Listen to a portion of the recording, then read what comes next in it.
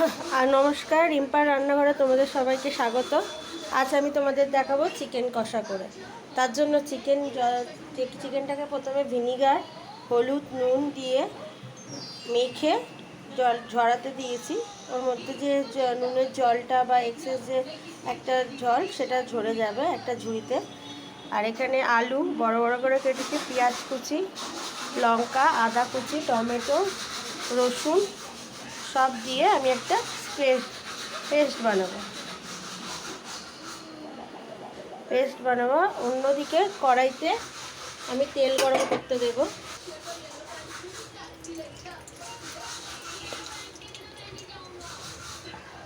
তেলটা গরম করতে দিয়েছি। তেলটার মধ্যে আমি আলুগুলো ছেড়ে দেব।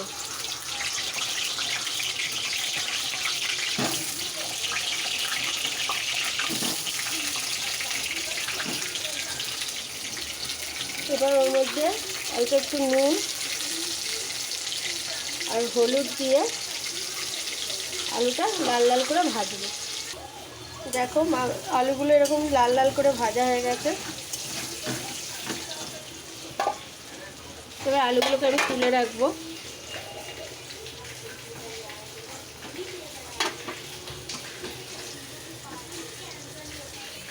এবার তেলের মধ্যে আমি দেব গোটা গরম মশলা, দারচিনি, ছোটো এলাচ, লবঙ্গ, শুকনো লঙ্কা, তেজপাতা। এগুলো হালকা ভাজা ভাজা গন্ধ ছেড়ে গেলে এর মধ্যে দেব কুচনো পেঁয়াজগুলো।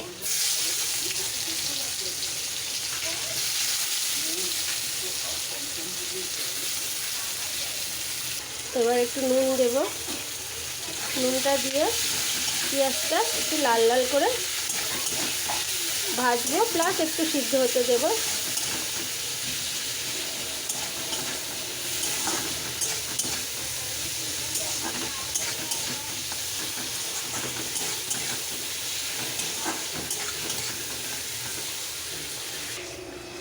পেঁয়াজটা এখন আর একটু ভাজা ভাজা হবে।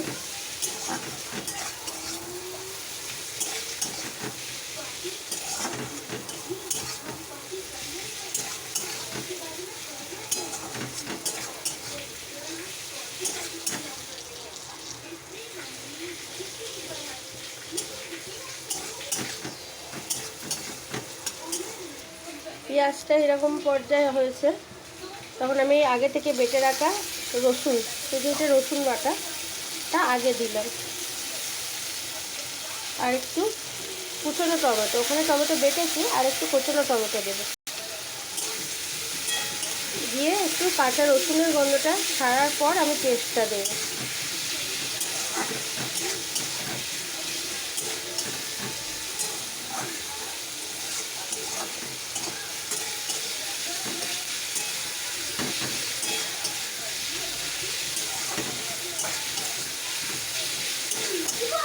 পেঁয়াজ রসুনটা এরকম ভাজা ভাজা হয়ে যাওয়ার পর এবার আমি পেস্ট করে রাখা সমস্ত মশলাগুলো এর মধ্যে দিয়ে দেব।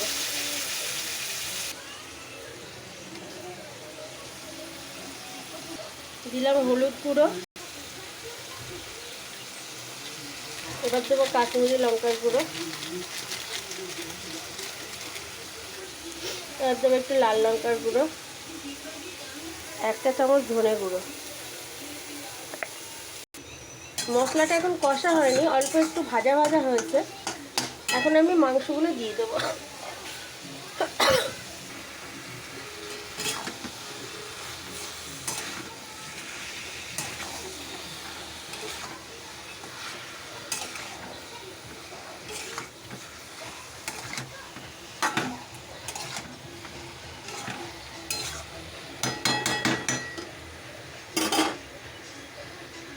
আর তার সাথে আলুগুলোও আমি দিয়ে দেবো, যাতে আলুগুলোও সিদ্ধ হয়ে যায়।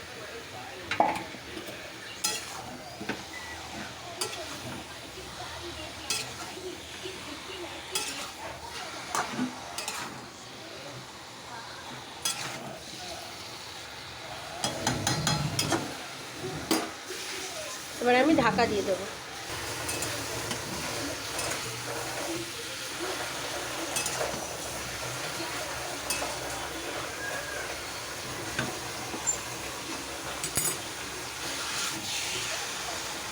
মাংসটা এখন কষা হবে।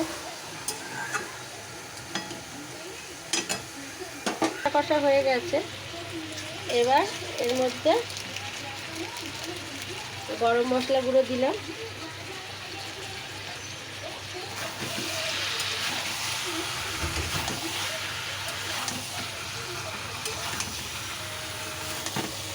সম্পূর্ণ রান্নাটা ঢাকা চাপা দিয়ে হবে।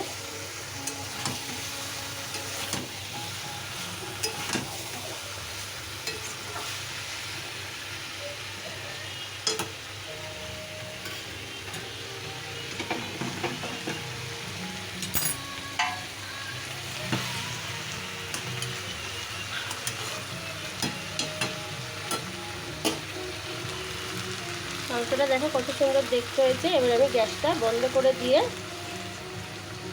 একটা পাত্রে ঢেলে নেব। উপর দিয়ে ধনেপাতা ছড়িয়ে দেখো কেমন লাগবে। আশা করি রান্নাটা তোমাদের খুব ভালো লাগবে। ভালো লাগলে অবশ্যই একটা লাইক আর শেয়ার করে দিও আর কমেন্ট করো।